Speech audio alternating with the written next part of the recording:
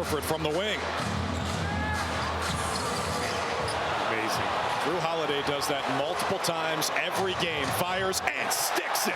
That is an absolute backbreaker for the Clippers, for Holiday to push this lead up to 23. Season's greetings.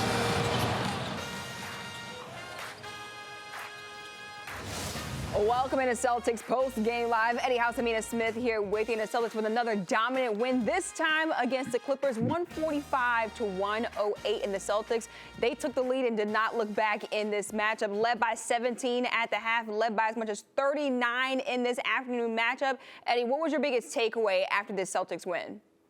I thought that we just outworked them. We outplayed them. We played harder than them. We were more focused. We were more together on everything that we were doing, whether it be offense, whether it be defense. It didn't matter. It seemed like that the team was on the proverbial string defensively and offensively. It seemed like they were thinking what somebody was going to do before they even did it as far as their teammate. That back cut, Derek White ended up hitting Drew Holiday fours, like all those type of plays all night long. They ended up having 33 assists on 49 field goals, which means that ball was hopping, sharing the basketball. And it was a good brand of basketball to go out there and see. Early game, early start for everybody, but they still went out there and they played together. And, you know, the killer instinct, I seen the killer instinct tonight.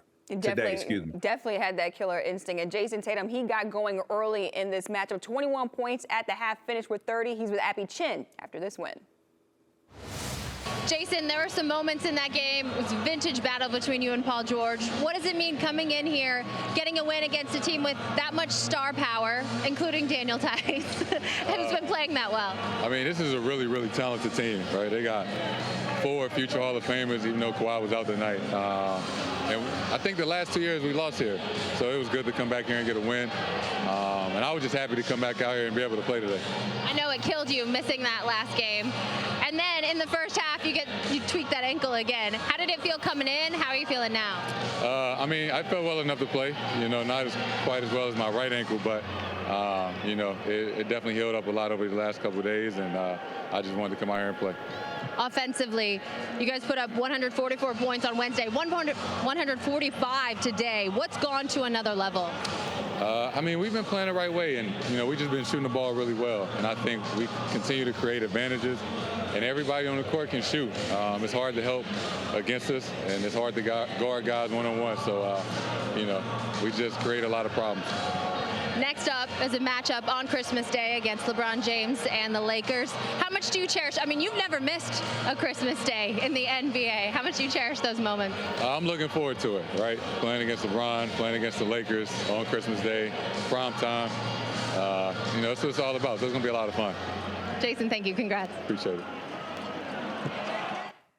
Jason Tatum with 30 points, 5 rebounds, and 2 assists in this win. Also a steal in this matchup. A lot of Celtics fans also out there at Crypto.com Arena. Look at him receiving all of that love as he goes inside the tunnel. Let's bring in Scal and Drew Carter as well. And Scal, I'll start with you. The Celtics, they dominated this matchup early. What was working for them early on that allowed them to get this win?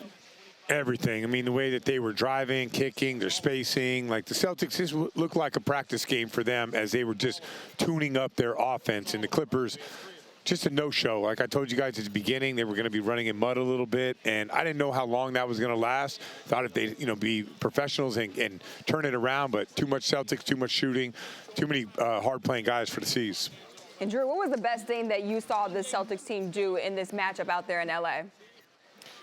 I think the offense, Amina, has been amazing. And it's really nice, you know, if Joe Mazzulla were this type of guy, which he's not, but if he were, he'd go to the post-game press conference and say exactly what we were talking about. Threes. Who wants to ask me about the three-pointers now? Because, yeah, they missed a ton against the Warriors, a franchise record 41. Still almost won that game for what it's worth. I mean, if they make one more three, they win because it was tied at the end of regulation.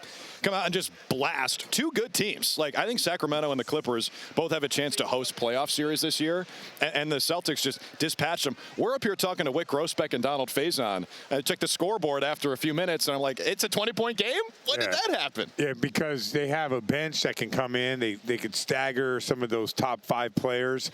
And no matter what team is out there, they have a team that you have go-to guys in spacing and shooting. So the Celtics right now, a very dangerous offensive team.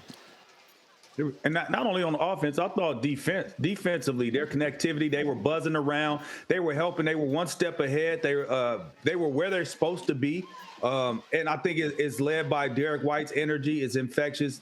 Drew Holiday's energy is infectious. He gets one of those cheap steals every single game by just, somebody falling asleep with him by there.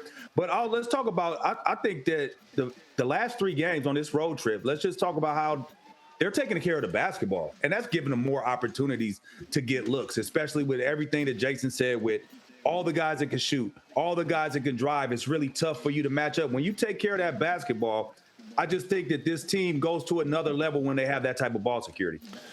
Eddie, so you know how we lose a game and everyone's harping on the three-point shooting. If you ever talk to Joe, all he's going to say is, got to take care of the ball, got to rebound the ball. That's it. Like, those are the margins. He's also really high on just, like, not fouling guys and getting to the free throw line. So what Joe cares about is free throws, rebounding, and turnovers.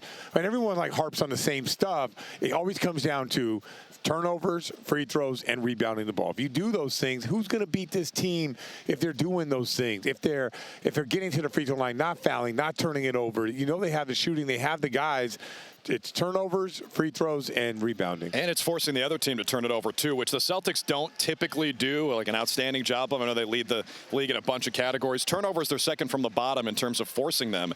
Today, though, the Clippers had 5 turnovers in the first 5 or 6 minutes. Yeah. From that point, the game was over because the Celtics just blitzed them. A turnover on the other side leads to a 3, and we saw that a ton today. Yeah, another big win for this Celtics team. I just need you guys to wear matching sweaters every night, and maybe they'll get a dominant win for the rest of the season. Every time. Hopefully. What color should we do for the next game? I don't know. Maybe I think I'll pass. Like a Don't text or something me. like that. I want to see some colors. Thanks so much, guys.